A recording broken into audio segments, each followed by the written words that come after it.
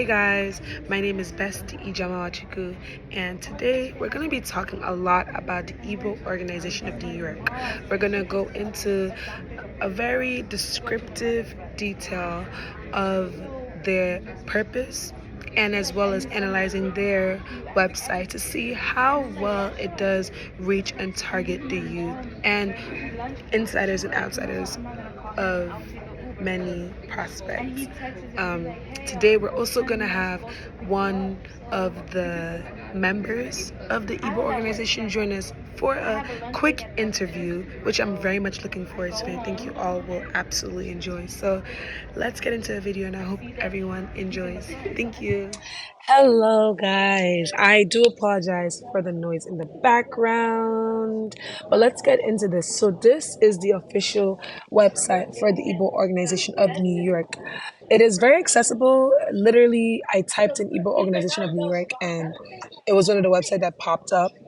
So now, one of the organizations that popped up for Igbo people. So now we're gonna go through websites. So I love the fact that the first thing you see when you come in, it's very distinct to the culture of the Igbo people. You see the tribal markings that are shown here, and I think it actually even says culture, but it's not spelled out all the way. Okay, so now we're gonna go down. You see, there's a brief understanding or info. Sorry, there's a brief info of the organization, which I find very, very interesting. I think that's actually really good. And if you click on it, there's actually even more information. When I click on the website earlier, I saw that these jobs are specific to the Igbo people, and I think it's a very interesting technique, or better yet, yeah, to attract people or give people a very light understanding of the culture. So now we're gonna go down here. It speaks of traditional weddings, masquerades, Igbo proverbs, kola nuts. Traditional weddings are very, very central in the Igbo culture. And kola nut is like a welcoming something that you eat. I mean, it gives you basic nuts. Kola nuts are not only known for its origins to many American and European soft drinks. It's chewing by laborers to diminish hunger. It gives you a very nice history of it as well. So we go here. One thing I really love about this website is the fact that they went ahead to name all of only 5 states in Nigeria that have an Igbo majority. As you can see here, the percentages is shown here. I'm actually from Abia State, and so, yes, and I think that's really cool and very interesting. I haven't really seen this in a lot of websites, and I feel like it also gets to show you why Igbos are so close knit because out of 36 states, we only claim five. Like five states are the majority that have majority Igbos, which makes them Igbo lands. So it explains why we are so close knit and how we being so close knit has helped us stay together. So it shows the community service. It also, once again, goes into that target. It says our children are the youth. It's also showing that their target are towards the youth, which I really like. And as a young person, I think this is something I would love to see. And then this is one of my favorite parts. You see an insider outsider traditional marriage happening right here. You see a white American marrying into a Igbo Nigerian household. And I think that's one of the best ways. This image itself is an insider outsider. You can see he is an outsider by his complexion. He will walk into such an environment and he will be a known outsider. But he's embraced the culture.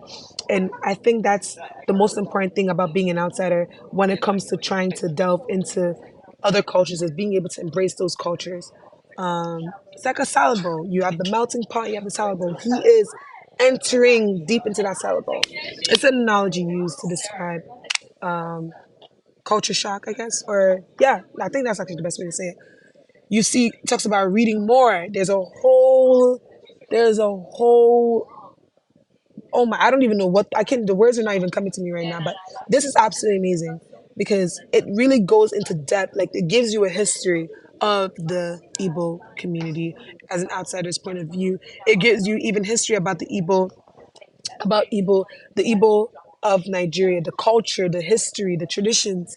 I think this is so essential because if you were to want to join such an organization, especially as I've spoken to people who are Nigerians coming here very newly, and also people who are Nigerian but raised here. So it's like this really gives you a really good sense of closeness. You can see that they're very into their culture. I love that.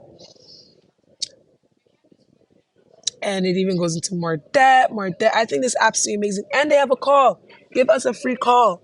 Call us, and I might just call because this is very convincing for me. Like, I want to join. I want to be a part of this. I want to be more of an insider through this. And I think I love how welcoming it is. So, yeah, next we're going to go straight into that cultural video, and that interview is up next. Hi guys, my name is Nenna. Yeah. I'm 20 years old. Uh, I was born and raised in New York. Was being a part of the Igbo organization helped you, I guess, change that mindset of being very confusing? Like, how was being a part of something that is from that is a part of you, your nationality, your background, how has that helped you feel less confused in any way? Yeah, so being a part of the Igbo organization has helped me come across many other people that are just like me as well, and it also helped me, learn the culture more. I've also come across with people who are also, born and raised in America. Right. So I was able to get that, what is it called? I was able to relate to them. Right. Yeah, a lot.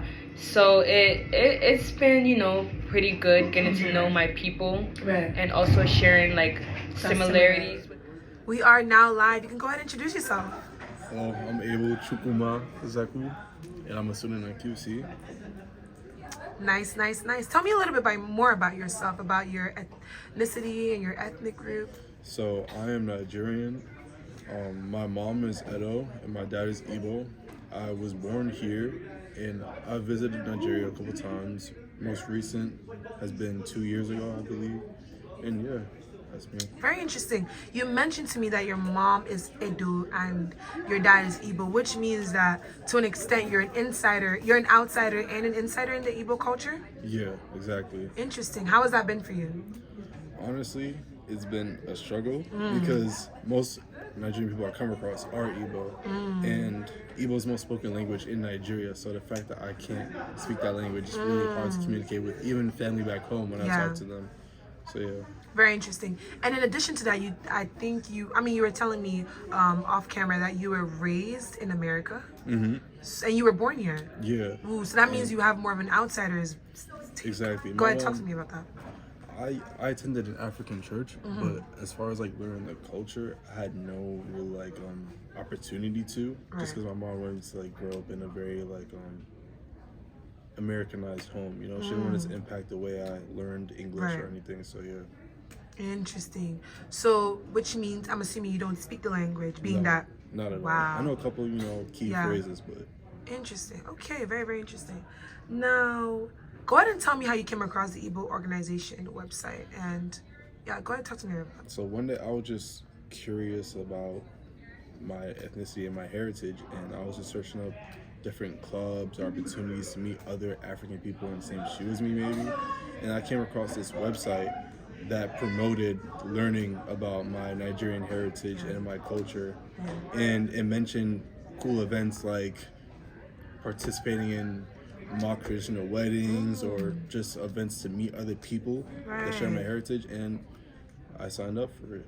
Perfect. Amazing. So now that you're a part of that community, how has the website, I believe they do have a website called the Igbo Organization of New York. How has that website, do you think that it has done a good job at hitting its target audience? Do you think that you are the target audience? How has it helped you? I think its target audience is honestly people like me and people who already know a lot about their heritage and culture. I feel like it's a very inclusive club. They welcome all sorts of people, even people who aren't Nigerian. They can come in and learn about my culture, which I really find exciting. I learn more by teaching other people what I know. It just reinforces everything. So. That is amazing. So thank you so much for that. And the last question I will give you is, amongst that, do you think that the website has done a good job in indicating the history of Igbo people. What growth do you think that your website could do a little better? And do you think that it has also done a great job at advertising the events that take place that you yourself have mentioned that you have benefited from? Yeah, so on the home page, I think do a good job at informing me on like the history of Yeah. my culture and even current events that are happening. On the homepage, they have like news articles talking about certain political events that are happening in the country right now. Right. And they also have other tabs that lead you to learn more about your history. So, yeah. So I think they do a good job at advertising that. Amazing. Thank you so much for this interview. I think we should end it off with you saying something in Igbo. So just a little something. Do you know anything in Igbo? Don't be nervous. I know something in Edo. Okay, that works. That's Bojaya. Bojaya means Okay, high. that's Vijaya. Okay. Thank you so much, No much, problem. Abel. And we hope to see you next time. All right.